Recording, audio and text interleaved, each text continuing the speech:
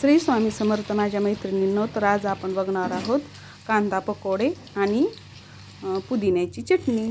त्याचं कॉम्बिनेशन कसं आहे, एकदम टेस्टी, तोंडाला चव नसली तर एकदम चविष्ट खायला. तर मग करूयात आपण. मी मिक्सरमध्ये पुदिना चांगला स्वच्छ धुवून घेतलेला आहे.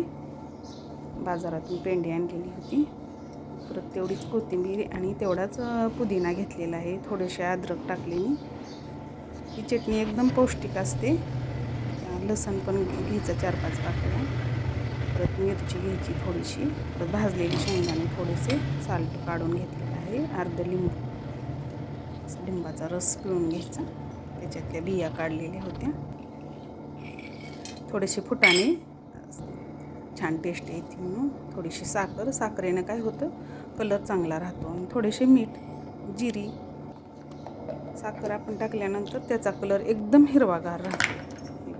हे बघा अशी पेस्ट झाली आता. थोडेसे पाणी ओतून आपल्याला पाहिजे तशी पण पातळ थोडीशी बनवू शकता.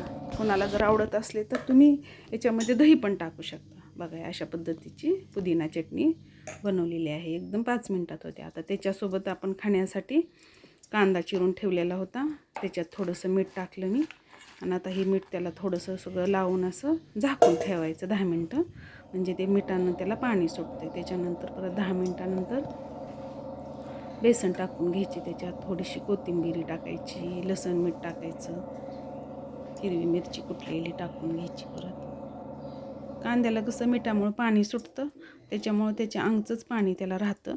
तेवढं आपण बेसन टाकायचं, जास्त पण नाही टाकायचं बेसन. हे बघा त्या पाण्यानंच तेवढं थोडंसं परत पाणी घ्यायचं आणखीन. तुम्हाला जास्त बेसन टाकावं वाटलं तर पण टाकू शकता. मग पाणी दुसरं एक्स्ट्रा घ्यावं लागतं त्याच्यासाठी. बघा असं आपण आता कांदा पकोडे बनवूयात आपण. थोडासा सोडा पण टाकायचा त्याच्यात, म्हणजे थोडंसं चांगले होते. ते असे आपण एका हाताने असे सोडून घ्यायचे. ते उभा चिरलेला कांदा असतो त्याच्यामुळे एकदम सुट्टे सुट्टे होते. ते जास्त पण पातळ पीठ नाही बनवायचं, जास्त घट्ट पण नाही बनवायचं. अशा पद्धतीने आपण तळून घ्यायचं चांगलं. जास्त फास्ट गॅसवर पण नाही, स्लोमध्ये पण नाही. बघा अशा पद्धतीने तयार झाले कांदा पकोडे, म्हणजे कांदा भजी थोडक्यात.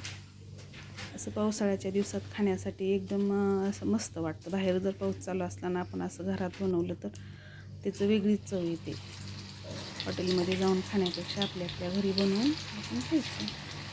असं तुम्हाला जर हाताने सोडू वाटत नसेल तर तुम्ही चमच्याने पण असं काटा चमचे घ्यायचे, काटा चमच्याने पण सोडू शकता तुम्ही. असे व्यवस्थित तळून घ्यायचे. बघा आपले तयार झाले पुदिना चटणी आणि कांदा पकोडे.